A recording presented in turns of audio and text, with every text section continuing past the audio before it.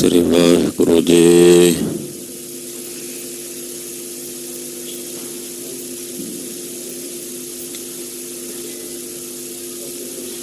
एक ओंकार सतनाम करता पुरख निरभउ निर्वैर अकाल मूरत अजूनी सैभं गुर प्रसाद। चक्र चिहन अर बरन जात अर पात नहन जेहे रूप रंग अर रेख पेख को कह न सकत केहे अचल मूरत अनभव प्रकाश अमितोज कह जय कोट इंद्र इंद्राण साहे साहान गण जय त्रिभुवन महीप सुर नर असुर नेत नेत बान तृण कहत तब सर्ब नाम कथय कवन कर्म नाम बरनत सुमत तब सर्ब नाम कथय कवन कर्म नाम बरनत सुमत। एक मन पुरख ध्याय बरदाता संत सहार सदा बिख्याता तास चरण ले हृदय बसावो तो परम गुरु नानक गुण गावो गावो गुण परम गुरु सुख सागर दुर्त निवारण शब्द सरे गावै गंभीर धीर मत सागर जोगी जंगम ध्यान धरे गावै इंद्राद भगत प्रहलाद को आत्म रस जिन जाण्यो कब कल सुजस गावो गुरु नानक राज जोग जिन माण्यो मैं मूर्ख की केतक बात है कोट पराधी तरयारे गुर नानक जिन सुनया पेख्या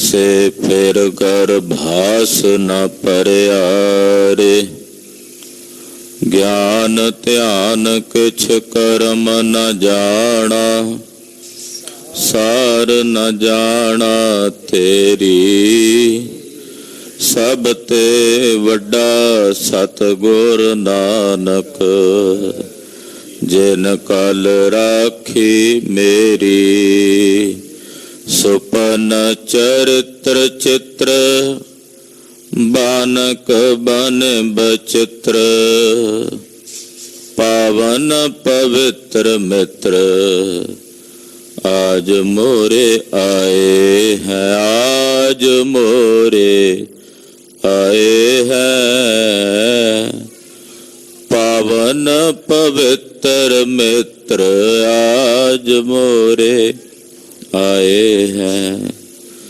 परम दयाल लाल लोचन विशाल मुख बचन रसाल मधु मधुर पियाए हैं सुभत सहजासन बिलासन दयंक माल प्रेम रस बेसम होए सहज समाये हैं चात्रक शब्द सुन अखियां उघर गई पही जल मीन गत बिरहा जगाए है हम अवगुण परे एक गुण नाही अमृत छाड़ बिख बिख माया मोह परम पै भूले सुत दारा स्यों एक उत्तम पंथ सुन्यो गुर संगत तेह मिलंत जम एक अरदास पाठ कीरत की गुर रामदास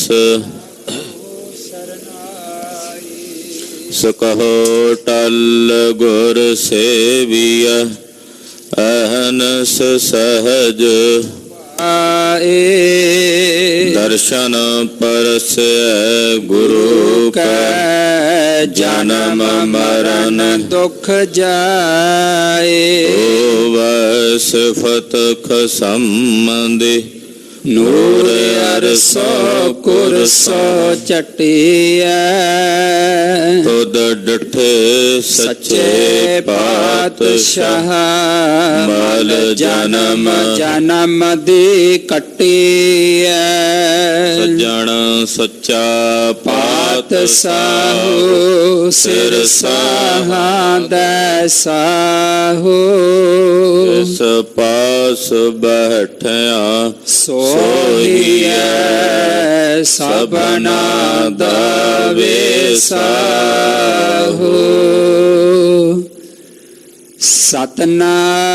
सतनाम श्री वाहेगुरु साहिब जी तनासरी महला पंजवा जिसका तान मान धन सब तिसका सोए सोकड़ सो जाने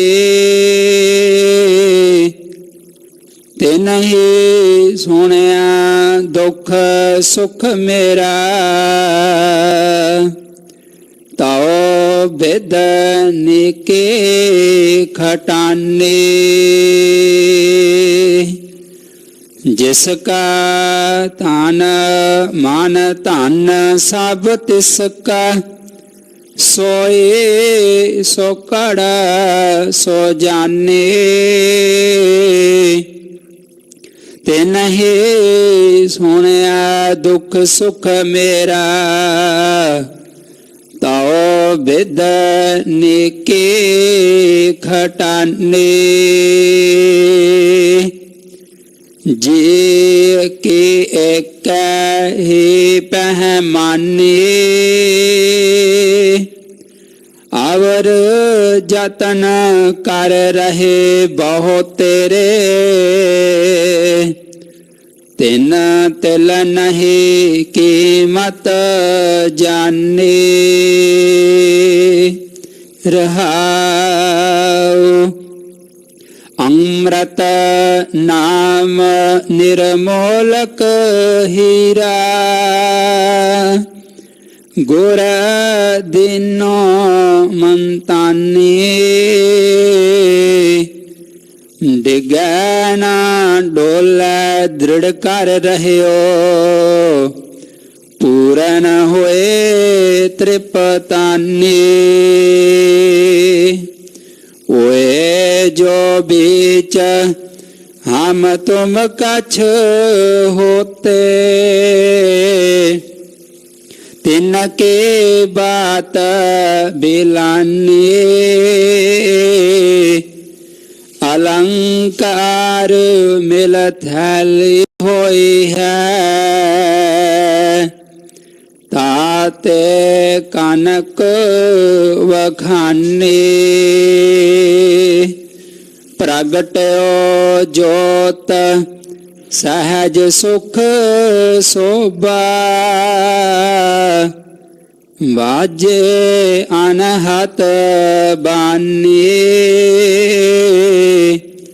ਕਹੋ ਨਾਨਕ ਨਿਹਚਲ ਕਰ ਬਾਧਿਓ। ਗੁਰ ਕੀਓ ਬੰਧਾਨੇ। ਪ੍ਰਗਟਿਓ ਜੋਤ ਸਹਿਜ ਸੁਖ ਸੋਭਾ। ਬਾਜੇ ਅਨਹਤ ਬਾਨੀ। ਕਹੋ ਨਾਨਕ ਨਿਹਚਲ ਕਰ ਬਾਧਿਓ। ਗੁਰ ਕੀਓ ਬੰਧਾਨੇ। ਵਾਹਿਗੁਰੂ ਜੀ ਕਾ ਖਾਲਸਾ, ਵਾਹਿਗੁਰੂ ਜੀ ਕੀ ਫਤਿਹ। ਪਰਮ ਸਤਿਕਾਰਯੋਗ, ਸਨਮਾਨਯੋਗ ਸਤਿਗੁਰਾਂ ਦੇ ਪਰਮ ਪਿਆਰ ਚ ਪਰੋਤੀ ਹੋਈ, ਗੁਰੂ ਰੰਗ ਚ ਰੰਗੀ ਹੋਈ ਗੁਰੂ ਕਾ ਖਾਸ ਰੂਪ ਗੁਰੂ ਖਾਲਸਾ ਸਾਧ ਸੰਗਤ ਜੀਓ, ਤਨਤਾ ਦੇ ਪਾਤਰ ਹੋ। ਅੰਮ੍ਰਿਤ ਵੇਲੇ ਤੋਂ ਸਤਿਗੁਰੂ ਨੌਵੇਂ ਪਾਤਸ਼ਾਹ ਤਿਲਕ ਤੇ ਜੰਜੂ ਦੇ ਰਾਖੇ ਧੰਨ ਗੁਰੂ ਤੇਗ ਬਹਾਦਰ ਸਾਹਿਬ ਜੀ ਮਹਾਰਾਜ ਜੀ ਦੇ ਪਰਮ ਪਵਿੱਤਰ ਪਾਵਨ ਇਤਿਹਾਸਕ ਸਥਾਨ ਤੇ ਹਾਜ਼ਰੀਆਂ ਭਰ ਕੇ ਜਗਤ ਗੁਰੂ ਸ੍ਰੀ ਗੁਰੂ ਗ੍ਰੰਥ ਸਾਹਿਬ ਜੀ ਮਹਾਰਾਜ ਜੀ ਦੇ ਪਾਵਨ ਦਰਸ਼ਨ ਪਰਸ ਕੇ ਦੇਨ ਤੇ ਦੁਨੀਆਂ ਦੇ ਮਾਲਕ, ਦੁਨੀਆਂ ਦੇ ਸਰਬੱਤ ਜੀਵਾਂ ਦੀ ਕਲਿਆਣ ਕਰਨ ਨਿਮਿਤੇ ਸੰਸਾਰ ਵਿੱਚ ਆਏ ਹੋਏ ਨਿਰੰਕਾਰ ਅਕਾਲ ਪੁਰਖ ਵਾਹਿਗੁਰੂ ਪਾਰ ਬ੍ਰਹਮ ਪਰਮੇਸ਼ਰ ਦੀ ਪ੍ਰਤੱਖ ਮੂਰਤ ਧੰਨ ਧੰਨ ਧੰਨ ਸ੍ਰੀ ਗੁਰੂ ਨਾਨਕ ਦੇਵ ਸਾਹਿਬ ਸੱਚੇ ਪਾਤਸ਼ਾਹ ਜੀ ਮਹਾਰਾਜ ਜੀ ਦਾ ਪਾਵਨ ਪਵਿੱਤਰ ਪ੍ਰਕਾਸ਼ ਪੁਰਬ ਦਿਹਾੜਾ ਬਹੁਤ ਹੀ ਸ਼ਰਧਾ ਭਾਵਨਾ ਅਦਬ ਤੇ ਸਤਿਕਾਰ ਸਹਿਤ ਗੁਰੂ ਚਰਨ ਕਮਲਾਂ ਵਿੱਚ ਇਕੱਤਰ ਹੋ ਕੇ ਮਨਾਉਣਾ ਕਰ ਰਹੇ ਹੋ। ਅੱਜ ਦੀ ਇਸ ਭਾਗਾਂ ਭਰੀ ਦਿਹਾੜੀ, ਅੱਜ ਭਾਗਾਂ ਭਰੇ ਦਿਨ ਤੇ ਸਤਿਗੁਰੂ ਗੁਰੂ ਨਾਨਕ ਸਾਹਿਬ ਜੀ ਨੇ ਅਪਾਰ ਬਖਸ਼ਿਸ਼ਾਂ ਕੀਤੀਆਂ। ਕੱਤਕ ਦੀ ਪੂਰਨਮਾਸ਼ੀ 27 ਨਛੱਤਰ ਵਾਲੇ ਦਿਨ ਸੰਮਤ ਬਿਕਰਮੀ 1526 ਨੂੰ ਰਾਏ ਭੋਇੰ ਦੀ ਤਲਵੰਡੀ ਵਿਖੇ ਪਿਤਾ ਕਲਿਆਣ ਦਾਸ ਜੀ ਮਹਿਤਾ ਕਾਲੂ ਜੀ ਦੇ ਗ੍ਰਹਿ ਵਿਖੇ ਸਤਿਕਾਰਯੋਗ ਮਾਤਾ ਤ੍ਰਿਪਤਾ ਜੀ ਦੇ ਉਦਰ ਤੋਂ ਦੇਨ ਤੇ ਦੁਨੀਆਂ ਦੇ ਮਾਲਕ ਸਤਿਗੁਰੂ ਗੁਰੂ ਨਾਨਕ ਸਾਹਿਬ ਜੀ ਪਾਤਸ਼ਾਹ ਨੇ ਪ੍ਰਕਾਸ਼ ਧਾਰਨ ਕੀਤਾ। ਮਹਾਕਵੀ ਕਵੀਰਾਜ ਭਾਈ ਸੰਤੋਖ ਸਿੰਘ ਜੀ ਲਿਖਦੇ ਨੇ, ਬਾਰ ਦੇਸ਼ ਸ਼ੁਭ ਦੇਸ਼ ਨਰੇਸ਼ੂ। ਨਨਕਾਣਾ ਸਾਹਿਬ ਜੀ ਦਾ ਇਲਾਕਾ ਪੰਜਾਬ ਦੇ ਵਿੱਚ ਬਾਰ ਦਾ ਇਲਾਕਾ ਕਹਾਉਂਦਾ ਹੈ। ਪੰਜਾਬ ਦੇ ਸਮਸਤ ਖਿੱਤਿਆਂ ਚੋਂ, ਚਾਹੇ ਉਹ ਮਾਝਾ ਹੈ, ਮਾਲਵਾ ਹੈ, ਦੁਆਬਾ ਹੈ, ਪੁਆਧ ਦਾ ਇਲਾਕਾ ਹੈ, ਇਹਨਾਂ ਸਾਰੇ ਖਿੱਤਿਆਂ ਦੇ ਵਿੱਚੋਂ ਸਭ ਤੋਂ ਸ੍ਰੇਸ਼ਟ ਇਲਾਕਾ ਜੋ ਸਾਰਿਆਂ ਦਾ ਰਾਜਾ ਸਦੀਂਦਾ ਹੈ ਉਹ ਨਨਕਾਣਾ ਸਾਹਿਬ ਦਾ ਇਲਾਕਾ ਹੈ। ਇਹਨੂੰ ਬਾਰ ਦਾ ਦੇਸ਼ ਕਹਿੰਦੇ ਹਨ। ਐਸੇ ਬਾਰ ਦੇਸ਼ ਵਿੱਚ ਅੱਜ ਅੰਮ੍ਰਿਤ ਵੇਲੇ ਇਲਾਹੀ ਮੂਰਤ ਦਾ ਅਵਤਾਰ ਹੋਇਆ। ਜਿਸ ਵੇਲੇ ਸਾਹਿਬ ਜੀ ਨੇ ਪ੍ਰਕਾਸ਼ ਧਾਰਨ ਕੀਤਾ ਉਸ ਵੇਲੇ ਦਾਈ ਨੇ ਸਤਿਗੁਰਾਂ ਦੇ ਦਰਸ਼ਨ ਕੀਤੇ, ਜਿਸ ਦਾ ਨਾਮ ਜਨਮ ਸਾਖੀਆਂ ਵਿੱਚ ਦਾਈ ਦੌਲਤਾਂ ਆਉਂਦਾ ਹੈ। ਸਤਿਗੁਰਾਂ ਦੇ ਦਰਸ਼ਨ ਕਰਕੇ ਹੈਰਾਨ ਸੀ ਕਿ ਸੈਂਕੜੇ ਬਾਲਕਾਂ ਨੇ ਮੇਰੇ ਇਹਨਾਂ ਹੱਥਾਂ ਦੇ ਵਿੱਚ ਜਨਮ ਲਿਆ ਹੈ, ਪਰ ਇਹ ਪਹਿਲਾ ਬਾਲਕ ਹੈ ਜੋ ਜਨਮ ਲੈਂਦਿਆਂ ਮੁਸਕਰਾ ਰਿਹਾ ਹੈ, ਜਿਸ ਨੂੰ ਜਨਮ ਦੀ ਪੀੜਾ ਨੇ ਨਹੀਂ ਵਿਆਪਿਆ। ਇਸ ਨੂੰ ਜਨਮ ਦੀ ਜਿਹੜੀ ਪੀੜਾ ਹੁੰਦੀ ਹੈ ਜੋ ਬਾਲਕਾਂ ਨੂੰ, ਬੱਚਿਆਂ ਨੂੰ, ਉਸ ਪੀੜਾ ਤੋਂ ਇਹ ਰਹਿਤ ਹਨ। ਪਰ ਉਹ ਦਾਈ ਦੌਲਤਾਂ ਨਹੀਂ ਸੀ ਜਾਣਦੀ ਕਿ ਇਹ ਤਾਂ ਜਨਮ ਤੇ ਮਰਨ ਦੀ ਪੀੜਾ ਨੂੰ ਨਿਵਾਰਨ ਵਾਲੇ ਸਮਰੱਥ ਗੁਰੂ ਹਨ। ਮਾਂ ਕਵੀ ਜੀ ਲਿਖਦੇ ਹੈ ਕਿ ਜਿਸ ਕਮਰੇ ਵਿੱਚ ਅੰਮ੍ਰਿਤ ਵੇਲੇ ਸਤਿਗੁਰਾਂ ਨੇ ਪ੍ਰਕਾਸ਼ ਧਾਰਿਆ, ਉਹਦੇ ਵਿੱਚ ਉਸ ਵਕਤ 12 ਦੀਵੇ ਜਗਾ ਕੇ ਰੱਖੇ ਹੋਏ ਸਨ। 12 ਦੀਵਿਆਂ ਦੀ ਲੋ ਕੀਤੀ ਹੋਈ ਸੀ। ਸਤਿਗੁਰੂ ਜੀ ਨੇ ਜਿਸ ਵੇਲੇ ਪ੍ਰਕਾਸ਼ ਧਾਰਨ ਕੀਤਾ, ਉਸ ਵਕਤ ਤੋਂ 12 ਦੇ 12 ਦੀਵਿਆਂ ਦੀ ਜਿਹੜੀ ਲੋ ਸੀ ਉਹ ਮੱਧਮ ਪੈ ਗਈ। ਹੈਰਾਨੀ ਵਰਤ ਰਹੀ ਹੈ, ਮਾਤਾ ਜੀ ਨੇ ਆਪਣੇ ਸਰੀਰ ਤੇ ਭਾਵੇਂ ਕਿ ਕੋਈ ਆਭੂਸ਼ਣ ਨਹੀਂ ਸੀ ਧਾਰਨ ਕੀਤਾ, ਫਿਰ ਵੀ ਜਿਸ ਕਮਰੇ 'ਚ ਬੈਠਦੇ ਉਹਦੇ ਵਿੱਚ ਰੌਸ਼ਨੀ ਹੁੰਦੀ, ਚਿਹਰੇ ਦੇ ਉੱਤੇ ਮਹਾਨ ਪ੍ਰਕਾਸ਼ ਹੈ। ਪਿਤਾ ਜੀ ਨੂੰ ਜਾ ਕੇ ਬਾਹਰ ਖਬਰ ਦਿੱਤੀ ਹੈ ਦਾਈ ਨੇ। ਉਸ ਵਕਤ ਵਧਾਈ ਪ੍ਰਾਪਤ ਕੀਤੀ। ਆਪਣੀ ਬੇਦੀਆਂ ਦੀ ਕੁਲ ਦੇ ਪੰਡਤ ਹਰਦਿਆਲ ਜੀ ਨੂੰ ਸੱਦਿਆ, ਆਖਿਆ ਮੇਰੇ ਗ੍ਰਹਿ ਵਿਖੇ ਬਾਲਕ ਦਾ ਜਨਮ ਹੋਇਆ, ਇਸ ਦੀ ਜਨਮ ਪੱਤਰੀ ਬਣਾਓ। ਜੋ ਬੇਦੀਆਂ ਦੀ ਕੁਲ ਰੀਤੀ ਸੀ ਉਹਦੇ ਮੁਤਾਬਕ ਪੰਡਤ ਹਰਦਿਆਲ ਜੀ ਨੇ ਉਹ ਕੁਲ ਰੀਤੀਆਂ ਕੀਤੀਆਂ ਹਨ। ਜਨਮ ਪੱਤਰੀ ਬਣਾਉਣ ਵੇਲੇ ਉਸ ਵੇਲੇ ਕੁਝ ਸਵਾਲ ਕੀਤੇ। ਦੱਸੋ, ਜਿਸ ਵੇਲੇ ਇਸ ਬਾਲਕ ਦਾ ਜਨਮ ਹੋਇਆ ਸਮਾਂ ਕਿਹੜਾ ਸੀ? ਕਿਹੜਾ ਸ਼ਬਦ ਆਪਣੇ ਮੁਖੋਂ ਲੈ ਕੇ ਇਸ ਬਾਲਕ ਨੇ ਜਨਮ ਲਿਆ ਹੈ? ਜਿਸ ਵੇਲੇ ਉਹਨੇ ਆਪਣੇ ਜੋਤਿਸ਼ ਦੇ ਗਣਕ ਨੂੰ ਵਿਚਾਰਿਆ, ਦੰਗ ਰਹਿ ਗਏ ਪੰਡਤ ਹਰਦਿਆਲ ਜੀ ਕਿ ਇਸ ਸਮੇਂ ਜਿਸ ਬਾਲਕ ਦਾ ਜਨਮ ਹੋਇਆ ਕੋਈ ਸਧਾਰਨ ਬਾਲਕ ਨਹੀਂ ਹੈ, ਇਹ ਤਾਂ ਕੋਈ ਅਵਤਾਰ ਹੈ, ਇਹ ਤਾਂ ਕੋਈ ਅਕਾਲ ਪੁਰਖ ਵਾਹਿਗੁਰੂ ਪਰਮੇਸ਼ਰ ਦੀ ਜੋਤ ਹੈ, ਜੋ ਇਸ ਮਾਤ ਲੋਕ ਦੀ ਧਰਤੀ ਤੇ ਮਾਨਵੀ ਸਰੀਰ ਧਾਰਨ ਕਰਕੇ ਵਰਤ ਰਹੀ ਹੈ। ਭਾਈ ਸਾਹਿਬ ਭਾਈ ਗੁਰਦਾਸ ਜੀ ਦਾ ਕਥਨ ਹੈ, रोम रोम कोट ब्रह्मांड को निवास जास, मानस अवतार तहार दर्श दिखाए हैं। जिस निरंकार वाहिगुरु परमेश्वर दे एक एक रोम दे विच करोड़ां ब्रह्मंड वसदे हन, उसे ने मानवी शरीर धारण कीता है और संसार दे जीवां नूं आण के गुरु नानक रूप हो के दर्शन दे रहे ने। पंडित हरदयाल जी सतगुरां दे दर्शन कीते हन और दर्शन करदिया मन ही मन अनुमान लाउंदे ने, हे अकाल पुरख, हे अंतरयामी साहिब, मैं अपनी बिरध होई अवस्था तो परेशान नहीं हाँ, पर हुण मेरे मन च चिंता है कि जदों तक ये बालक वड्डा होवे उपदेश करन योग ना होवे, उदों तक किते मेरा ये शरीर छुट ना जावे। मेरी अरजोई है निरंकार कि जदों तक ये बालक मैनू उपदेश ना देवे, उदों तक मेरी इस काया दे विच मेरे प्राण रख लवीं, तां जो मैं इन्हां पासों उपदेश सरवण करके अपने जीवन दा उद्धार कर सकां। कहंदे नगर दे विच जितने भी प्राणी ने बाहर देश दे इलाके दे बड़े खुश ने, खुशी मना रहे ने, एक दूजे नूं मिलदे आ कि पुछदे आ भाई तैनूं अज खुशी किस गल दी है?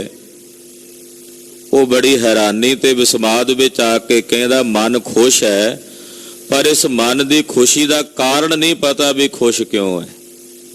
दूजा कहंदा इधर भी यार आलम यही है, मन च अज सवेर दी बड़ी खुशी है, बड़ा आनंद है, बड़ा खेड़ा है, पर पता नहीं ये खुशी है किस बात दी। सारे इलाके दे लोकां दे दिलां विच खुशी ते आनंद भरिया होया है।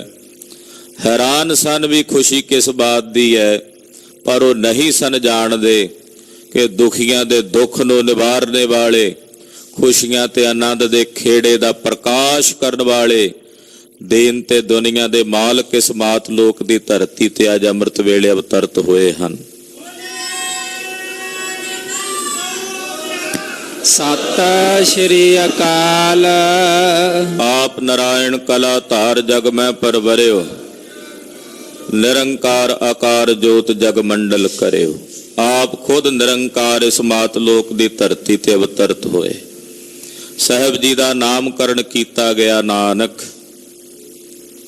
जिस वर्गा कोई दूजा नहीं है, ऐसे ने धन गुरु नानक साहिब। नन्ने नूं लगा होया कन्ना ऐड़े दा वाचक है। ਜਦੋਂ ਅੱਕ ਨਾਲ ਜੋੜ ਦੇਈਏ, ਕੱਕੇ ਦੇ ਨਾਲ ਜੋੜ ਦੇਈਏ ਤਾਂ ਅੱਕ ਬਣਦਾ ਹੈ।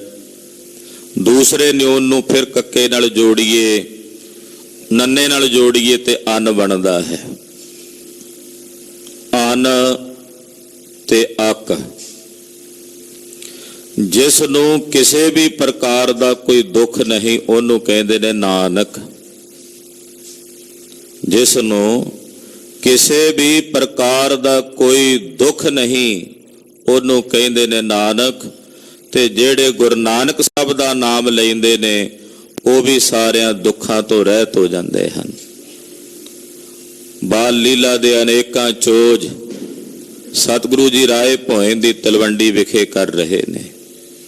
ਕਦੇ ਗੋਪਾਲ ਪਾਂਧੇ ਨੂੰ ਉਪਦੇਸ਼ ਦਿੰਦੇ, ਆਪਣੇ ਮੁਖੋਂ ਉਪਦੇਸ਼ ਉਚਾਰਨ ਕਰਕੇ, ਜਾਲ ਮੋਹ ਘਸ ਮਸ ਕਰ, ਮਤ ਕਾਗਦ ਕਰ ਸਾਰ, ਭਾਉ ਕਲਮ ਕਰ ਚਿਤ ਲਿਖਾਰੀ, ਗੁਰ ਪੁੱਛ ਲਿਖ ਵਿਚਾਰ, ਲਿਖ ਨਾਮ ਸਲਾਹ ਲਿਖ, ਲਿਖ ਅੰਤ ਨਾ ਪਾਰਾਵਾਰ। ਬਾਬਾ ਇਹੋ ਲੇਖਾ ਲਿਖ ਜਾਣ। ਇਹ ਪਾਵਨ ਬਚਨ ਉਚਾਰਨ ਕਰਕੇ ਗੋਪਾਲ ਪਾਂਧੇ ਨੂੰ ਕਿਰਤਾਰਥ ਕੀਤਾ ਹੈ। ਕਦੇ ਨਗਰ ਦੇ ਮੌਲਵੀ ਨੂੰ ਯਾ ਕਰਜ ਗੁਫਤਮ ਪੇਸ ਤੋ ਦਰ ਘੋਸ਼ ਕੁਨ ਕਰਤਾਰ, ਹਕਾ ਕਬੀਰ ਕਰੀਮ ਤੂੰ ਬੇਐ ਪਰਵਰਦਗਾਰ। ਇਹ ਪਾਵਨ ਅੰਮ੍ਰਿਤ ਬਚਨ ਉਚਾਰਨ ਕਰਕੇ ਤਿਸ ਨੂੰ ਕਿਰਤਾਰਥ ਕਰਦੇ ਹਨ। ਅਨੇਕਾਂ ਜੀਵਾਂ ਦੀ ਕਲਿਆਣ ਸਤਿਗੁਰੂ ਗਰੀਬ ਨਿਵਾਜ ਪਾਤਸ਼ਾਹ ਜੀ ਨੇ ਸ੍ਰੀ ਨਨਕਾਣਾ ਸਾਹਿਬ ਜੀ ਦੀ ਪਵਿੱਤਰ ਪਾਵਨ ਧਰਤੀ ਤੇ ਕੀਤੀ ਹੈ। ਚਲਦਿਆਂ ਚਲਦਿਆਂ ਸਮਾਂ ਬੀਤਿਆ ਹੈ। ਗਰੀਬ ਨਿਵਾਜ ਸਾਹਿਬ ਸੱਚੇ ਪਾਤਸ਼ਾਹ ਜੀ ਮਹਾਰਾਜ ਸ੍ਰੀ ਸੁਲਤਾਨਪੁਰ ਸਾਹਿਬ ਜੀ ਦੀ ਪਵਿੱਤਰ ਪਾਵਨ ਧਰਤੀ ਤੇ ਆਏ ਨੇ। ਇੱਥੇ ਆ ਕੇ ਗੁਰਦੇਵ ਨੇ ਮੋਦੀ ਦੀ ਕਿਰਤ ਕੀਤੀ ਹੈ। ਮੋਦੀ ਦੀ ਕਿਰਤ ਕਰਕੇ ਅਨੇਕਾਂ ਜੀਵਾਂ ਦੇ ਖਵਈਆ ਬਣੇ ਹਨ। ਅਨੇਕਾਂ ਜੀਵਾਂ ਨੂੰ ਦਾਨ ਦੇਣ ਵਾਲੇ ਦਾਨ ਦੇ ਦਵਈਆ ਹੋਏ ਹਨ। ਜਿਵੇਂ ਗੁਰੂ ਕਲਗੀਧਰ ਸਵਾਮੀ ਜੀ ਦੇ ਬਚਨ ਨੇ ਨਾ, ਉਹ ਇਨ ਬਿਨ ਸਤਿਗੁਰੂ ਗੁਰੂ ਨਾਨਕ ਸਾਹਿਬ ਜੀ ਦੇ ਸਰੂਪ ਉੱਤੇ ਢੁਕਦੇ ਨੇ। ਪ੍ਰਾਣ ਕੇ ਬਚਈਆ, दूध पूत के दवैया, रोग सोग के मिटैया, किधो मानी महामान हो। सतगुरु सच्चे पातशाह जी महाराज सुल्तानपुर साहब की पवित्र धरती ते अनेकां जीवां नूं किरतार्थ कीता है। भाई साहब मलसिंगे नगर दे रहण वाले भाई भगीरथ जी वर्गे, भाई मनसुख जी वर्गे अनेकां जीवां नूं महाराज सच्चे पातशाह ने मोक्ष दा मुक्ति दा अधिकारी बनाया है। भाई भगीरथ जी जो मलसिंहे नगर दे रहण वाले सन, सुल्तानपुर साहब तो कुछ दूरी ते नगर है, ये देवी दे भगत सन।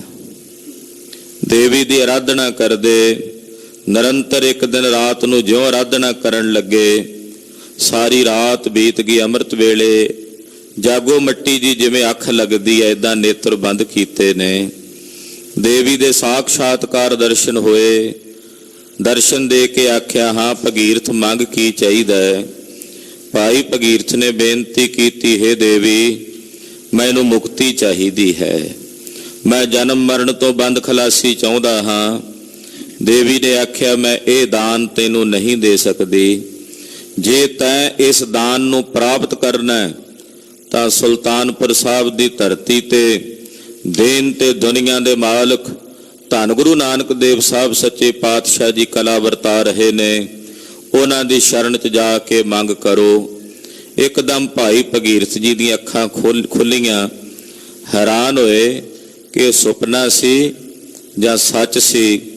ਪਰ ਜਦੋਂ ਪਤਾ ਲੱਗਾ ਕਿ ਸੁਲਤਾਨਪੁਰ ਸਾਹਿਬ ਵਿਖੇ ਮੋਦੀ ਬਣ ਕੇ ਦੀਨ ਦੁਨੀਆ ਦੇ ਮਾਲਕ ਜੀਵਾਂ ਦੀ ਪਾਲਣਾ ਕਰ ਰਹੇ ਨੇ, सतगुरां दे चरना च आके गुरु की सिक्खी धारण की। भाई साहब भाई मरदाने ते बेअंत बख्शिशां गुरुदेव ने सुल्तानपुर साहब की धरती ते कीतियां। कीर्तन दी दात भाई मरदाना जी नूं बख्शिश की। भाई साहब भाई बाला जी दे समेत सुल्तानपुर साहब की धरती तो गुरुदेव ने अपने जीवन की पहली उदासी धारण की। वेई दे विच 3 दिनां दा चुब्बा सी। 3 दिनां दे चुब्बे दा मतलब सी अपने उस निज स्वरूप विच जिथे निराकार जी वसदे हन, उत्थे जाके गुरुदेव ने 3 दिनां दी चुब्बी तो बाद ਗੁਰਦੁਆਰਾ ਸੰਤ ਘਾਟ ਸਾਹਿਬ ਵਾਲੇ ਪਾਵਨ ਸਥਾਨ ਤੇ ਪ੍ਰਗਟ ਹੋ ਕੇ ਆਪਣੇ ਮੁਖੋਂ ਆਵਾਜ਼ ਬੁਲੰਦ ਕੀਤੀ ਕਿ ਨਾ ਕੋਈ ਹਿੰਦੂ ਨਾ ਮੁਸਲਮਾਨ, ਨਾ ਕੋਈ ਹਿੰਦੂ ਹੈ ਨਾ ਕੋਈ ਮੁਸਲਮਾਨ ਹੈ, ਸਭ ਉਸ ਨਿਰੰਕਾਰ ਅਕਾਲ ਪੁਰਖ ਵਾਹਿਗੁਰੂ ਪਰਮੇਸ਼ਰ ਦੇ ਪੈਦਾ ਕੀਤੇ ਹੋਏ ਜੀਵ ਨੇ, ਅਕਾਲ ਪੁਰਖ ਪਰਮੇਸ਼ਰ ਦੇ ਪੈਦਾ ਕੀਤੇ ਹੋਏ ਜੰਤ ਨੇ। ਗਰੀਬ ਨਵਾਜ ਸਾਹਿਬ ਸੱਚੇ ਪਾਤਸ਼ਾਹ ਜੀ 3 ਦਿਨਾਂ ਤੋਂ ਬਾਅਦ ਜਦੋਂ ਆਪਣੇ ਮੋਦੀ ਖਾਨੇ 'ਚ ਪੁੱਜੇ, ਮੋਦੀ ਖਾਨੇ ਨੂੰ ਸੀਲ ਕੀਤਾ ਹੋਇਆ, ਤਾਲੇ ਲਾਏ ਹੋਏ ਸਨ, ਆਪਣੇ ਹੱਥੀਂ ਤਾਲਾ ਨੂੰ ਛੂਹਿਆ, ਤੋੜਨ ਦੀ ਵੀ ਲੋੜ ਨਹੀਂ ਪਈ, ਉਹ ਤਾਲਾ ਛੂਹਣ ਦੇ ਨਾਲ ਹੀ ਖੁੱਲ ਜਾਂਦਾ ਹੈ। ਦਰਵਾਜ਼ਾ ਖੋਲਦਿਆਂ ਪਾਤਸ਼ਾਹ ਕਹਿੰਦੇ ਤੇਰਾ ਤੇਰਾ ਤੇਰਾ ਕਹਿ ਕੇ ਸਾਰਾ ਮੋਦੀ ਖਾਨਾ ਲੁਟਾ ਕੇ ਸੁਲਤਾਨਪੁਰ ਸਾਹਿਬ ਦੀਆਂ ਜਿਹੜੀਆਂ ਸ਼ਮਸ਼ਾਨ ਭੂਮੀਆਂ ਸਨ ਉੱਥੇ ਆਣ ਕੇ ਬਹਿ ਗਏ। ਲੋਕ ਦੰਗ ਸਨ, ਹੈਰਾਨ ਸਨ, ਨਾਨਕ ਨੂੰ ਕੀ ਹੋ ਗਿਆ। ਵਹੀਰਾਂ ਘੱਤ ਕੇ ਲੋਕ ਪਹੁੰਚੇ ਨੇ, ਦੌਲਤ ਖਾਂ ਆਇਆ ਹੈ, ਇਹਦੇ ਨਾਲ ਇਹਦੇ ਕਾਜੀ ਆਏ ਹਨ, ਸਤਿਗੁਰਾਂ ਦੇ ਨਾਲ ਵਿਚਾਰ ਗੋਸ਼ਟੀਆਂ ਹੋ ਰਹੀਆਂ ਨੇ। ਗੁਰਦੇਵ ਕਹਿੰਦੇ ਸਾਰੇ ਅਕਾਲ ਪੁਰਖ ਵਾਹਿਗੁਰੂ ਪਰਮੇਸ਼ਰ ਦੇ ਪ੍ਰਾਣੀ ਹਨ ਪੈਦਾ ਕੀਤੇ ਹੋਏ, ਇਹ ਹਿੰਦੂ ਮੁਸਲਮਾਨ ਦੇ ਵਿਤਕਰੇ ਮਨੁੱਖ ਦੇ ਆਪਣੇ ਬਣਾਏ ਹੋਏ ਹਨ। ਇਹ ਸੁਣਦਿਆਂ ਕਾਜੀ ਨੇ ਆਖਿਆ ਜੇ ਤੁਹਾਡੇ ਮਨ ਵਿੱਚ ਇਸ ਤਰ੍ਹਾਂ ਦਾ ਵਿਤਕਰਾ ਨਹੀਂ, ਆਓ ਮਹਾਰਾਜ ਫਿਰ ਸਾਡੇ ਨਾਲ ਬਹਿ ਕੇ ਮਸੀਤ ਵਿੱਚ ਨਮਾਜ਼ ਅਦਾ ਕਰੋ। ਗੁਰਦੇਵ ਕਹਿੰਦੇ ਚਲੋ ਭਾਈ। ਨਗਰ ਨਿਵਾਸੀ ਹੈਰਾਨ ਸਨ ਕਿ ਇਹ ਕੀ ਹੋ ਰਿਹਾ ਹੈ। ਇਸਲਾਮ ਧਰਮ ਵਾਲੇ ਪਾਸੇ ਨੂੰ ਗੁਰੂ ਨਾਨਕ ਸਾਹਿਬ ਪ੍ਰਵਿਰਤ ਹੋ ਰਹੇ ਨੇ। ਜਿਸ ਵਕਤ ਗੁਰਦੇਵ ਮੌਲਵੀ ਤੇ ਕਾਜ਼ੀਆਂ ਦੇ ਨਾਲ ਦੌਲਤ ਖਾਂ ਦੇ ਸਮੇਤ ਮਸੀਤ 'ਚ ਪਹੁੰਚੇ ਨੇ, ਨਮਾਜ਼ ਪੜ੍ਹ ਰਹੇ ਨੇ, ਸਤਿਗੁਰੂ ਪਿੱਛੇ ਖੜੇ ਹਨ। ਮਹਾਰਾਜ ਜੀ ਨੇ ਸੱਚੀ ਨਮਾਜ਼ ਦਾ ਉਪਦੇਸ਼ ਦਿੱਤਾ ਹੈ। ਆਖਿਆ ਦੌਲਤ ਖਾਂ ਕਿਹਦੇ ਨਾਲ ਨਮਾਜ਼ ਪੜ੍ਹਦੇ? ਮਨ ਤੁਹਾਡਾ ਨਮਾਜ਼ੀ ਨਹੀਂ ਸੀ, ਕੇਵਲ ਤਨ ਇੱਥੇ ਹਾਜ਼ਰ ਸੀ। ਮਨ ਤੁਹਾਡਾ ਘੋੜੇ ਖਰੀਦਦਾ ਫਿਰਦਾ ਸੀ। ਕਾਜੀ ਸਾਹਿਬ ਦਾ ਮਨ ਘਰ ਦੇ ਵਿੱਚ ਪਹੁੰਚਿਆ ਹੋਇਆ ਸੀ। ਗੁਰੂ ਪਾਤਸ਼ਾਹ ਦੇ ਚਰਨਾਂ ਤੇ ਢਹਿ ਕੇ ਮਹਾਰਾਜ ਜੀ ਦੇ ਪਾਸੋਂ ਆਪਣੀ ਭੁੱਲ ਦੀ ਖਿਮਾ ਯਾਚਨਾ ਕੀਤੀ। ਜਗਤ ਗੁਰੂ ਪਾਤਸ਼ਾਹ ਜੀ ਮਹਾਰਾਜ ਜੀ ਨੇ ਜੀਵਨ ਕਾਲ ਦੀ ਪਹਿਲੀ ਉਦਾਸੀ ਸ੍ਰੀ ਸੁਲਤਾਨਪੁਰ ਸਾਹਿਬ ਦੀ ਪਵਿੱਤਰ ਪਾਵਨ ਧਰਤੀ ਤੋਂ ਆਰੰਭ ਕੀਤੀ। ਅਨੇਕਾਂ ਜੀਵਾਂ ਦੀ ਕਲਿਆਣ ਕਰਦਿਆਂ ਕਰਦਿਆਂ ਕੁਰਕਸ਼ੇਤਰ, ਹਰੀਦੁਆਰ ਆਦਿਕ ਨਗਰ ਜਿੱਥੇ ਬੜੇ ਬੜੇ ਵੱਡੇ ਮੇਲੇ ਸਨ ਉਹਨਾਂ ਦਿਨਾਂ ਵਿੱਚ, ਉਹਨਾਂ ਮੇਲਿਆਂ 'ਚ ਪੁੱਜ ਕੇ ਗੁਰਦੇਵ ਨੇ ਜੀਵ ਜਿਹੜੇ ਭੁੱਲੇ ਹੋਏ, ਭਰਮ ਦੇ ਵਿੱਚ ਪਏ ਹੋਏ, ਪਖੰਡ ਦੇ ਵਿੱਚ ਪ੍ਰਵਿਰਤ ਹੋਏ ਹੋਏ ਲੋਕ ਸਨ, ਉਹਨਾਂ ਦੇ ਪਖੰਡੀਆਂ ਦੇ ਪਖੰਡ ਨੂੰ ਪਾਤਸ਼ਾਹ ਨੇ ਖੰਡਿਆ। ਦੰਭ ਮਤੰਗਹ ਕੋ ਸਮ ਕੇਸਰ, ਕਹਿੰਦੇ ਪਖੰਡ ਰੂਪੀ ਹਾਥੀਆਂ ਨੂੰ ਮਾਰਨ ਵਾਸਤੇ ਧੰਨ ਗੁਰੂ ਨਾਨਕ ਦੇਵ ਸਾਹਿਬ ਜੀ ਬੱਬਰ ਸ਼ੇਰ ਵਾਂਗੂ ਹਨ। ਪਖੰਡ ਰੂਪੀ ਹਾਥੀ ਨੂੰ ਮਾਰ ਨਿਵਾਰਨ ਲਈ ਗੁਰਦੇਵ ਬੱਬਰ ਸ਼ੇਰ ਦੇ ਸਮਾਨ ਨੇ। ਜਿਵੇਂ ਭਾਈ ਗੁਰਦਾਸ ਜੀ ਲਿਖਦੇ ਹੈ, ਸਤਿਗੁਰ ਨਾਨਕ ਪ੍ਰਗਟਿਆ ਮਿੱਟੀ ਧੁੰਦ ਜਗ ਚਾਨਣ ਹੋਆ, ਜਿਉਂ ਕਰ ਸੂਰਜ ਨਿਕਲਿਆ ਤਾਰੇ ਛਪੇ ਅੰਧੇਰ ਪਲੋਆ। ਜਿਵੇਂ ਸੂਰਜ ਦੇ ਚੜ੍ਹਦਿਆਂ ਤਾਰੇ ਛੁਪ ਜਾਂਦੇ ਨੇ, ਅੰਧਕਾਰ ਦੂਰ ਹੋ ਜਾਂਦਾ ਹੈ, ਇਸ ਤਰ੍ਹਾਂ ਗੁਰੂ ਨਾਨਕ ਸਾਹਿਬ ਦੇ ਪ੍ਰਕਾਸ਼ਣੇ ਨਾਲ ਪਖੰਡੀਆਂ ਰੂਪੀ ਤਾਰੇ ਛੁਪ ਗਏ ਨੇ। ਅੰਧਕਾਰ ਰੂਪੀ ਅਗਿਆਨਤਾ ਦਾ ਹਨੇਰਾ ਨਿਰਵਿਰਤ ਹੋ ਗਿਆ ਔਰ ਸਤਿਗੁਰੂ ਗੁਰੂ ਬਾਬੇ ਦੀ ਪਾਵਨ ਅੰਮ੍ਰਿਤ ਬਾਣੀ ਇਸ ਅੰਧਕਾਰ ਭਰੇ ਸੰਸਾਰ ਦੇ ਵਿੱਚ ਚਾਨਣਾ ਬਣ ਕੇ ਪ੍ਰਗਟ ਹੋਈ ਹੈ। ਗੁਰਬਾਣੀ ਇਸ ਜਗ ਮਹਿ ਚਾਨਣ, ਗੁਰਬਾਣੀ ਇਸ ਜਗ ਮਹਿ ਚਾਨਣ, ਗੁਰਬਾਣੀ ਇਸ ਜਗ ਮਹਿ ਚਾਨਣ, ਗੁਰਬਾਣੀ ਇਸ ਜਗ ਮਹਿ ਚਾਨਣ, ਗੁਰਬਾਣੀ ਇਸ ਜਗ ਮਹਿ ਚਾਨਣ, ਗੁਰਬਾਣੀ ਇਸ ਜਗ ਮਹਿ ਚਾਨਣ, ਗੁਰਬਾਣੀ ਇਸ ਜਗ ਮਹਿ ਚਾਨਣ, ਗੁਰਬਾਣੀ ਇਸ ਜਗ ਮਹਿ ਚਾਨਣ। ਕਰਮ ਵਸੈ ਮਨ ਆਏ, ਕਰਮ ਵਸੈ ਮਨ ਆਏ, ਕਰਮ ਵਸੈ ਮਨ ਆਏ, ਕਰਮ ਵਸੈ ਮਨ ਆਏ। ਗਰੀਬ ਨਵਾਜ ਸਾਹਿਬ ਸੱਚੇ ਪਾਤਸ਼ਾਹ ਜੀ ਦੀ ਬਾਣੀ ਚਾਨਣਾ ਕਰ ਰਹੀ ਹੈ। ਦੋ ਚੀਜ਼ਾਂ ਦਾ ਖੰਡਨ ਜਗਤ ਗੁਰੂ ਗੁਰੂ ਨਾਨਕ ਸਾਹਿਬ ਨੇ ਕੀਤਾ ਹੈ, ਇੱਕ ਪਖੰਡ ਦਾ, ਦੂਸਰਾ ਜ਼ੁਲਮ ਦਾ। ਜ਼ੁਲਮ ਦੇ ਖਿਲਾਫ ਵੀ ਆਵਾਜ਼ ਬੁਲੰਦ ਕੀਤੀ ਹੈ, ਤੇ ਜਿੱਥੇ ਪਖੰਡ ਵਰਤਦਾ ਸੀ ਉਸ ਪਖੰਡ ਨੂੰ ਉਗੇੜਨ ਵਾਸਤੇ ਵੀ ਗੁਰਦੇਵ ਨੇ ਆਪਣੇ ਬਚਨ ਉਚਾਰਨ ਕੀਤੇ ਹਨ। ਦੇਸ਼ਾਂ ਵਿਦੇਸ਼ਾਂ ਵਿੱਚ ਵਿਚਰਦਿਆਂ, ਅਨੇਕਾਂ ਜੀਵਾਂ ਦੀ ਕਲਿਆਣ ਕਰਦਿਆਂ, ਉਹ ਅਸਾਮ ਤੱਕ ਅਨੇਕਾਂ ਜੀਵਾਂ ਨੂੰ ਕਿਰਤਾਰਥ ਕਰਦਿਆਂ, ਢਾਕੇ ਤੱਕ, ਕਲਕੱਤੇ ਦੇ ਇਲਾਕੇ ਤੋਂ ਚਲਦਿਆਂ ਚਲਦਿਆਂ ਮਾਲਦਾ ਵਰਗੇ ਨਗਰਾਂ ਨੂੰ ਪਵਿੱਤਰ ਕਰਦਿਆਂ ਜਗਨਨਾਥਪੁਰੀ ਤਾਈਂ, ਜਗਨਨਾਥਪੁਰੀ ਤੋਂ ਗੁਰਦੇਵ ਚਲਦਿਆਂ ਅਨੇਕ ਜੀਵਾਂ ਦੀ ਕਲਿਆਣ ਕਰਦਿਆਂ ਸੁਮੇਰ ਪਰਬਤ ਤਾਈਂ, ਉੱਤਰ ਦਿਸ਼ਾ ਦੀ ਉਦਾਸੀ, ਮੱਕੇ ਮਦੀਨੇ ਤੱਕ ਜਾ ਕੇ ਜੀਵਾਂ ਦਾ ਪਾਤਸ਼ਾਹ ਨੇ ਭਲਾ ਕੀਤਾ ਹੈ। ਖਾਲਸਾ ਜੀ, ਇਹ ਉਹ ਧਰਤੀਆਂ ਨੇ ਜਿਹਦੇ ਤੱਕ ਅਸੀਂ ਪਹੁੰਚੇ ਹਾਂ। ਜਿੱਥੇ ਤੱਕ ਅਸੀਂ ਪਹੁੰਚੇ, ਅਸੀਂ ਕਹਿ ਦਿੱਤਾ ਵੀ ਇੱਥੇ ਇੱਥੇ ਤਾਈਂ ਗਏ ਨੇ। ਕਈਆਂ ਨੇ ਸਤਿਗੁਰਾਂ ਦੀ ਯਾਤਰਾ ਦੇ ਮੀਲ ਨਾਪੇ ਨੇ ਜੀ, ਇੰਨੇ ਲੱਖ ਮੀਲ ਮਹਾਰਾਜ ਗੁਰੂ ਨਾਨਕ ਸਾਹਿਬ ਨੇ ਯਾਤਰਾ ਤੈਅ ਕੀਤੀ ਹੈ। ਗੁਰੂ ਖਾਲਸਾ ਜੀ, ਇਸ ਧਰਤੀ ਤਾਈਂ ਸਾਡੀ ਗਮਤਾ ਸੀ। ਜਿੱਥੇ ਜਿੱਥੇ ਤਾਈਂ ਸਾਹਿਬ ਜੀ ਗਏ, ਜਿੱਥੇ ਜਿੱਥੇ ਤੱਕ ਪਤਾ ਲੱਗਾ, ਉੱਥੋਂ ਤੱਕ ਦੀ ਯਾਤਰਾ ਦੇ ਮੀਲ ਅਸੀਂ ਕੱਢ ਲਏ। ਗਿਣਤੀਆਂ ਮਿਣਤੀਆਂ ਵਿੱਚ ਸਤਿਗੁਰਾਂ ਨੂੰ ਲੈ ਆਂਦਾ। ਗੁਰੂ ਖਾਲਸਾ ਜੀ, ਜਿਹੜੀਆਂ ਇਹੋ ਜਿਹੀਆਂ ਧਰਤੀਆਂ ਨੇ ਜਿੱਥੇ ਤਾਈਂ ਸਾਡੀ ਗਮਤਾ ਨਹੀਂ ਹੈ, ਇਹੋ ਜਿਹੇ ਆਕਾਸ਼ਪੁਰੀਆਂ ਦੇ ਵਿੱਚ ਪੁਰੀਆਂ ਨੇ ਜਿੱਥੇ ਤੱਕ ਸਾਡੀ ਗਮਤਾ ਨਹੀਂ ਹੈ, ਪਤਾਲਪੁਰੀਆਂ ਵਿੱਚ ਅਨੇਕ ਪੁਰੀਆਂ ਨੇ ਜਿੱਥੇ ਤੱਕ ਸਾਡੀ ਗਮਤਾ ਨਹੀਂ ਹੈ। ਗੁਰੂ ਬਾਬਾ ਜੀ ਨੇ ਤਾਂ ਉੱਥੇ ਉੱਥੇ ਜਾ ਕੇ ਵੀ ਜੀਵਾਂ ਦਾ ਭਲਾ ਕੀਤਾ, ਜੀਵਾਂ ਦੀ ਕਲਿਆਣ ਕੀਤੀ ਹੈ। 8 ਦਿਸ਼ਾਵਾਂ ਨੂੰ ਅਸੀਂ ਮਾਪ ਸਕਦੇ ਹਾਂ, ਪਰ ਗੁਰੂ ਨਾਨਕ ਸਾਹਿਬ ਤਾਂ 10 ਦਿਸ਼ਾਵਾਂ ਵਿੱਚ ਗਏ ਨੇ। 10 ਦਿਸ਼ਾਵਾਂ ਇੱਕ ਉੱਪਰਲੀ ਆਕਾਸ਼ ਦੀ ਹੈ, ਥੱਲੜੀ ਪਤਾਲ ਦੀ ਹੈ। 10 ਦਿਸ਼ਾਵਾਂ ਦੇ ਵਿੱਚ ਪਾਤਸ਼ਾਹ ਜੀ ਵਿਚਰੇ ਨੇ।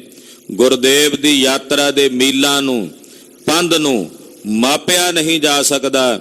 ਜਦੋਂ ਪੀਰ ਦਸਤਗੀਰ ਨੂੰ ਜਗਤ ਗੁਰੂ ਬਾਬਾ ਜੀ ਨੇ ਦਰਸ਼ਨ ਦਿੱਤੇ ਹਨ, ਗੁਰਦੇਵ ਨੇ ਬਚਨ ਕਹੇ ਲੱਖਾਂ ਪਤਾਲ ਤੇ ਲੱਖਾਂ ਆਕਾਸ਼ ਦੇ ਬਾਰੇ, ਤਾਂ ਪੀਰ ਦਸਤਗੀਰ ਨੇ ਆਖਿਆ ਜੀ ਅਸੀਂ ਵੇਖਣਾ ਚਾਹਾਂਗੇ।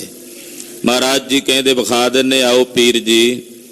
ਪੀਰ ਕਹਿਣ ਲੱਗਾ ਜੀ ਮੈਂ ਬਜ਼ੁਰਗ ਹਾਂ, ਇੰਨਾ ਪੰਧ ਮੇਰੇ ਕੋਲੋਂ ਨਹੀਂ ਹੋਣਾ। ਆ ਮੇਰਾ ਪੁੱਤਰ ਹੈ, ਇਹਨੂੰ ਲੈ ਜਾਓ, ਇਹਨੂੰ ਜਾ ਕੇ ਆਪ ਜੀ ਉਹਨਾਂ ਪਤਾਲਾਂ ਤੇ ਆਕਾਸ਼ਾਂ ਦੇ ਦਰਸ਼ਨ ਕਰਾ ਦਿਓ। ਦਸਤਗੀਰ ਦੇ ਪੁੱਤਰ ਦਾ ਹੱਥ ਫੜਿਆ। ਮਹਾਰਾਜ ਸੱਚੇ ਪਾਤਸ਼ਾਹ ਜੀ ਨੇ 1 ਲੱਖ ਆਕਾਸ਼ ਉਸ ਨੂੰ ਵਿਖਾਇਆ। 1 ਲੱਖ ਆਕਾਸ਼ ਤੋਂ ਪਰੇ ਵੀ ਪਾਤਸ਼ਾਹ ਕਹਿੰਦੇ ਹੋਰ ਵੀ ਆਕਾਸ਼ ਨੇ। ਕਹਿੰਦਾ ਜੀ ਬਸ। ਫਿਰ 1 ਲੱਖ ਪਤਾਲ ਮਹਾਰਾਜ ਜੀ ਨੇ ਵਿਖਾਇਆ। ਹਰ ਪਤਾਲ ਦੇ ਵਿੱਚ ਸਤਿਗੁਰੂ ਜੀ ਨੂੰ ਲੈ ਕੇ ਜਾਂਦੇ ਰਹੇ। ਮਹਾਰਾਜ ਜੀ ਕਹਿੰਦੇ ਹੋਰ ਵੀ ਨੇ ਪਰੇ ਭਾਈ, ਧਰਤੀ ਹੋਰ ਪਰੇ ਹੋਰ ਹੈ। ਕਹਿਣ ਲੱਗਾ ਮਹਾਰਾਜ ਪਤਾ ਨਹੀਂ ਕਿੰਨਾ ਕੁ ਸਮਾਂ ਆਪ ਜੀ ਦੇ ਨਾਲ ਇੱਥੇ ਬੀਤ ਗਿਆ, ਖਬਰੇ ਪਿੱਛੇ ਮੇਰਾ ਅੱਬਾ ਜਾਨ ਜਿਉਂਦਾ ਵੀ ਹੋਵੇਗਾ, ਜਿਹਨੂੰ ਜਾ ਕੇ ਦੱਸਣਾ, ਜਾਂ ਉਹ ਚਾਲੇ ਪਾ ਗਿਆ ਹੋਵੇਗਾ। ਵਾਪਸ ਆ ਗਏ। ਵਾਪਸ ਆ ਕੇ ਆਪਣੇ ਪਿਤਾ ਨੂੰ ਮਿਲਿਆ। ਕਹਿਣ ਲੱਗਾ ਪਿਤਾ ਜੀ ਠੀਕ ਠਾਕ ਹੋ?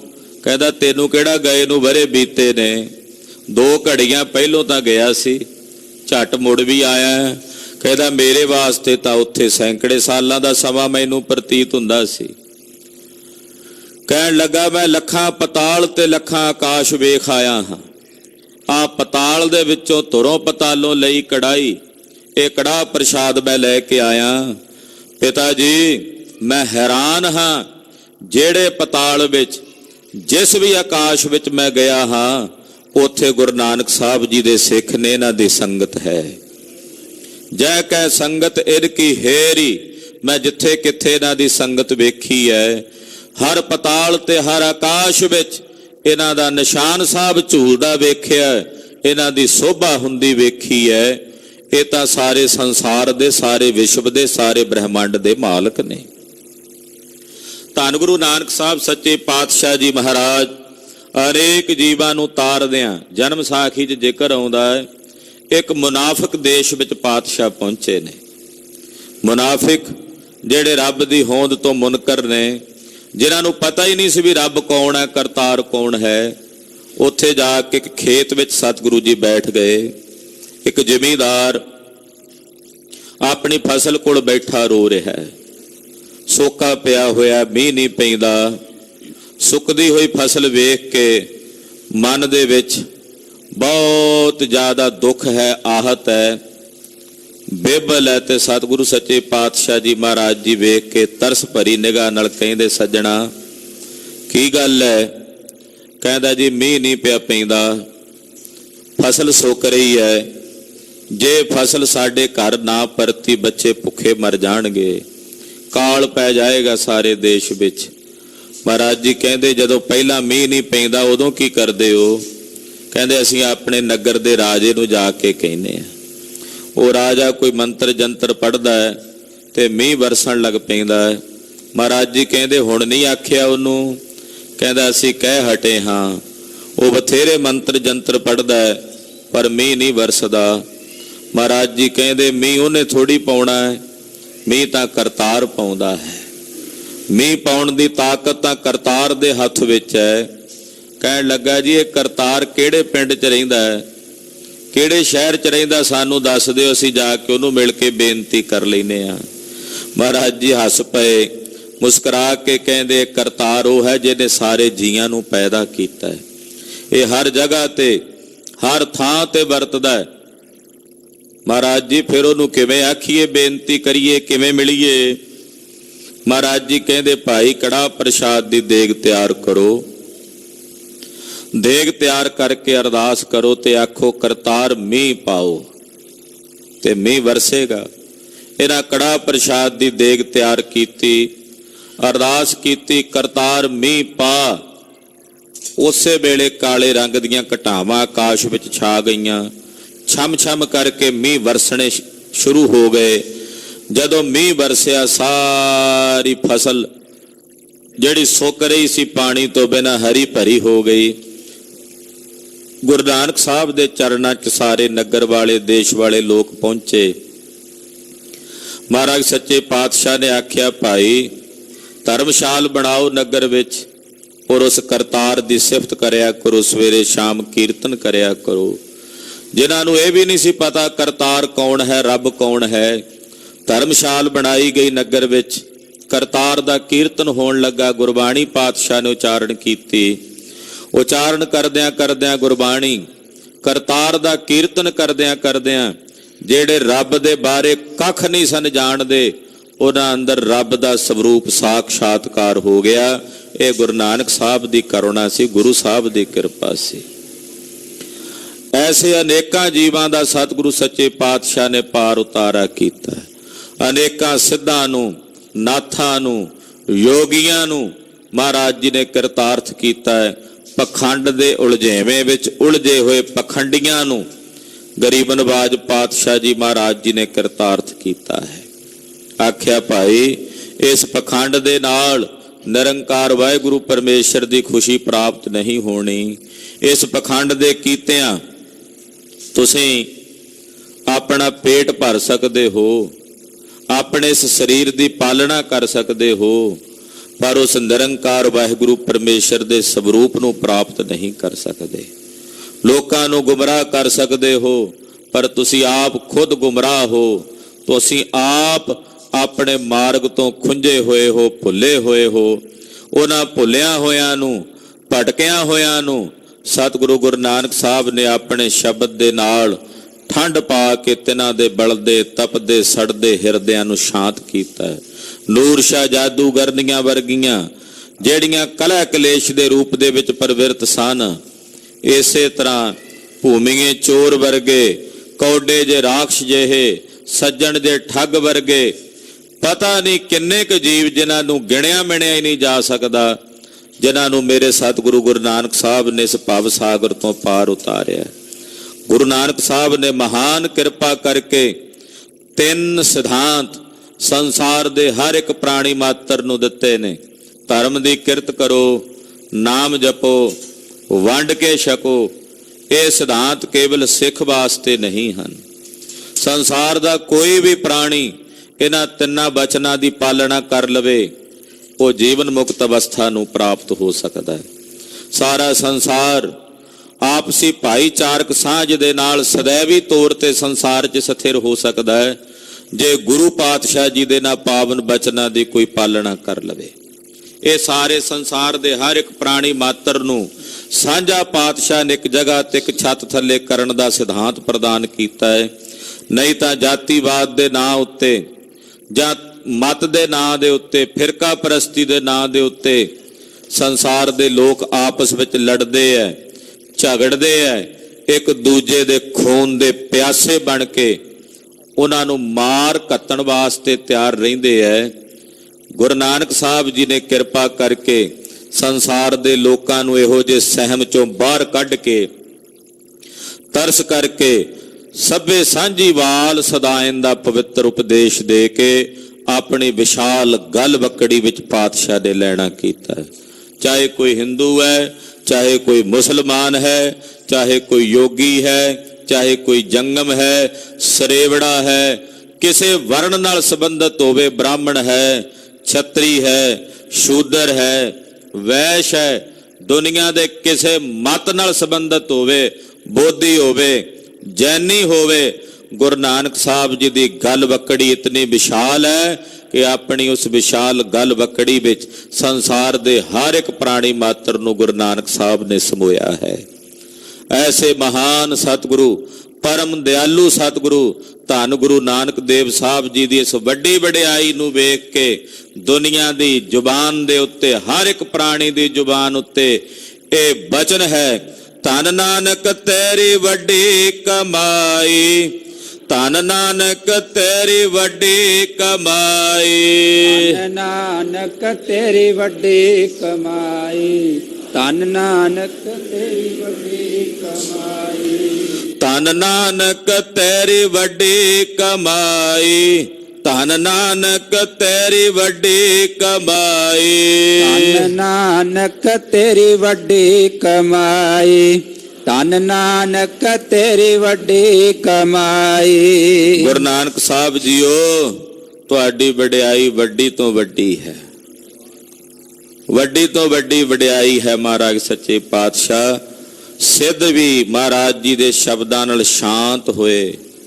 ਗੁਰਦੇਵ ਦੀ ਸਿਫਤ ਕਰਦੇ ਨੇ। ਸਿੱਧ ਬੋਲਣ ਸ਼ੁਭ ਬਚਨ, ਧੰਨ ਨਾਨਕ ਤੇਰੀ ਵੱਡੀ ਕਮਾਈ।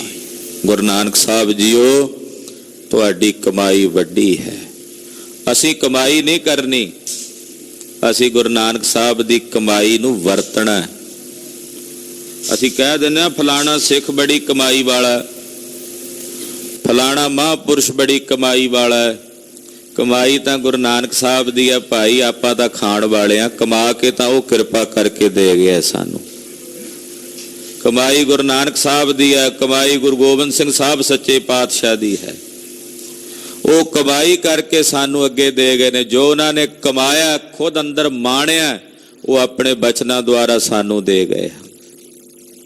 ਆਪਣੇ ਪਾਵਨ ਮੰਤਰ ਦੁਆਰਾ, ਆਪਣੇ ਪਾਵਨ ਸ਼ਬਦ ਦੁਆਰਾ ਗੁਰਦੇਵ ਜੀ ਨੇ ਸਾਡੇ ਬਲਦਿਆਂ ਹਿਰਦਿਆਂ ਨੂੰ ਸ਼ਾਂਤ ਕਰਨ ਵਾਸਤੇ ਆਪਣੇ ਅੰਮ੍ਰਿਤ ਬਚਨਾਂ ਦਾ ਤਰੋਂਕਾ ਦਿੱਤਾ ਹੈ। ਐਸੇ ਦੀਨ ਤੇ ਦੁਨੀਆ ਦੇ ਮਾਲਕ ਧੰਨ ਧੰਨ ਧੰਨ ਸ੍ਰੀ ਗੁਰੂ ਨਾਨਕ ਦੇਵ ਸਾਹਿਬ ਸੱਚੇ ਪਾਤਸ਼ਾਹ ਜੀ ਮਹਾਰਾਜ ਜੀ ਦੇ ਪਾਵਨ ਪਵਿੱਤਰ ਪ੍ਰਕਾਸ਼ ਗੁਰਪੁਰਬ ਦੀਆਂ ਲੱਖ ਲੱਖ ਵਧਾਈਆਂ ਹੋਵਣ। ਗੁਰੂ ਚਰਨਾਂ ਵਿੱਚ ਰਜੋਈ ਹੈ, हे गुरु नानक साहिब सच्चे पातशाह, कल के सब दुख निवारण को, भाव तारण को जग भीतर आए, जग जीर्ण साधन दूर करे, दृढ़ साधन राम नाम बताए। कली काल दे जीवां नूं उधारने निमित्त पुराने जीर्ण साधना नूं दूर करके नाम जपण दा सिद्धांत दृढ़ कराउण निमित्त ਧੰਨ ਗੁਰੂ ਨਾਨਕ ਸਾਹਿਬ ਜੀ ਤੁਸੀਂ ਇਸ ਮਾਤ ਲੋਕ ਦੀ ਧਰਤੀ ਤੇ ਆਏ ਹੋ। ਕਿਰਪਾ ਕਰੋ, ਦਇਆ ਕਰੋ ਮਹਾਰਾਜ। ਆਪਣੇ ਪਾਵਨ ਪਵਿੱਤਰ ਅੰਮ੍ਰਿਤ ਬਚਨਾਂ ਦੇ ਅਨੁਸਾਰ, ਆਪਣੇ ਬਖਸ਼ਿਸ਼ ਕੀਤੇ ਗਏ ਪਵਿੱਤਰ ਉਪਦੇਸ਼ ਦੇ ਅਨੁਸਾਰ, ਆਪਣੀ ਕਹੀ ਗਈ ਬਾਣੀ ਅੰਮ੍ਰਿਤਮਈ ਬਾਣੀ ਜਪਜੀ ਸਾਹਿਬ ਦੀ ਬਾਣੀ ਦੇ ਅਨੁਸਾਰ ਸਾਨੂੰ ਜੀਵਨ ਜਿਉਣ ਦੀ ਤਾਕਤ, ਬਲ, ਬੁੱਧੀ और प्रेरणा आप जी कृपा करके सतगुरु गुरु नानक साहब जी प्रदान करो। सतगुरां दे पावन पुरब मनाउण दीआं खुशियां विच ਗੁਰੂ ਖਾਲਸਾ ਜੀ ਸਤਿਗੁਰਾਂ ਦੀ ਅੰਮ੍ਰਿਤਮਈ ਬਾਣੀ ਨਾਲ ਜੁੜੀਏ। ਪਾਤਸ਼ਾਹ ਜੀ ਦੀ ਅੰਮ੍ਰਿਤਮਈ ਸ਼ਾਹ ਰਚਨਾ ਹੈ, ਜੋ ਸਾਰੇ ਸ੍ਰੀ ਗੁਰੂ ਗ੍ਰੰਥ ਸਾਹਿਬ ਜੀ ਦਾ ਸਾਰ ਹੈ, ਨਿਚੋੜ ਹੈ ਸਤਿਗੁਰਾਂ ਦੀ ਅੰਮ੍ਰਿਤ ਬਾਣੀ ਸ੍ਰੀ ਜਪਜੀ ਸਾਹਿਬ। ਜਪਜੀ ਸਾਹਿਬ ਦੀ ਬਾਣੀ ਵੱਧ ਤੋਂ ਵੱਧ ਪੜ੍ਹੀਏ, ਆਪਣੇ ਬੱਚਿਆਂ ਨੂੰ ਸਤਿਗੁਰਾਂ ਦੀ ਪਾਵਨ ਜਪਜੀ ਸਾਹਿਬ ਦੀ ਬਾਣੀ ਨਾਲ ਜੋੜੀਏ। ਗੁਰ ਸਿੱਖ ਦੇ ਜੀਵਨ ਦੀ ਆਰੰਭਤਾ ਵੀ ਜਪਜੀ ਨਾਲ ਹੁੰਦੀ ਹੈ। ਜਦੋਂ ਜਨਮ ਹੁੰਦਾ ਨਾ ਬਾਲਕ ਦਾ ਗੁਰਸਿੱਖ ਦੇ ਘਰ, ਤਾਂ ਉਸ ਵੇਲੇ ਜਲ ਦੇ ਉੱਤੇ ਜਪਜੀ ਸਾਹਿਬ ਦਾ ਪਾਠ ਕਰਕੇ ਪਤਾਸੇ ਪਾ ਕੇ ਵਿੱਚ ਕਿਰਪਾਨ ਫੇਰਦਿਆਂ ਜਪਜੀ ਸਾਹਿਬ ਦੀ ਬਾਣੀ ਦੁਆਰਾ ਉਸ ਜਲ ਦੇ ਨਾਲ ਇਸ ਸਿੱਖ ਦੇ ਬੱਚੇ ਨੂੰ ਗੁੜਤੀ ਦਿੱਤੀ ਜਾਂਦੀ ਹੈ। ਜਦੋਂ ਜੀਵਨ ਦੀ ਅੰਤਮ ਯਾਤਰਾ ਹੁੰਦੀ ਹੈ, ਅੰਗੀਠੇ ਦੇ ਉੱਤੇ ਸਰੀਰ ਸਜਾਇਆ ਜਾਂਦਾ ਹੈ। ਅੰਗੀਠੇ ਤੇ ਧਰੇ ਜਾਣ ਵੇਲੇ, ਸੀਸ ਨੂੰ ਚਿਣੇ ਜਾਣ ਵੇਲੇ ਸਤਿਗੁਰੂ ਗੁਰੂ ਨਾਨਕ ਸਾਹਿਬ ਦੀ ਅੰਮ੍ਰਿਤਮਈ ਬਾਣੀ ਸ੍ਰੀ ਜਪਜੀ ਸਾਹਿਬ ਦੀ ਪਾਵਨ ਬਾਣੀ ਦਾ ਜਾਪ ਕੀਤਾ ਜਾਂਦਾ ਹੈ। ਜੀਵਨ ਦੀ ਆਰੰਭਤਾ ਵੀ ਜਪਜੀ ਹੈ ਔਰ ਜੀਵਨ ਦੀ ਸਮਾਪਤੀ ਵੀ ਸਤਿਗੁਰਾਂ ਦੀ ਪਾਵਨ ਬਾਣੀ ਸ੍ਰੀ ਜਪਜੀ ਸਾਹਿਬ ਤੋਂ ਹੈ। ਔਰ ਜਨਮ ਤੋਂ ਮਰਨ ਦੇ ਵਿਚਕਾਰਲਾ ਜਿਹੜਾ ਜੀਵਨ ਹੈ ਗੁਰਸਿੱਖ ਦਾ ਭਾਈ, ਉਹ ਵੀ ਸਤਿਗੁਰਾਂ ਦੀ ਪਾਵਨ ਬਾਣੀ ਜਪਜੀ ਸਾਹਿਬ ਨੂੰ ਪੜ੍ਹਦਿਆਂ, ਸੁਣਦਿਆਂ, ਵਿਚਾਰਦਿਆਂ ਔਰ ਉਹਦੇ ਅਨੁਸਾਰ ਆਪਣੇ ਜੀਵਨ ਨੂੰ ਢਾਲਦਿਆਂ ਬਤੀਤ ਹੋਵੇ। ਸਤਿਗੁਰੂ ਗੁਰੂ ਨਾਨਕ ਸਾਹਿਬ ਜੀ ਦੀ ਕਲਾ ਵਰਤ ਰਹੀ ਹੈ।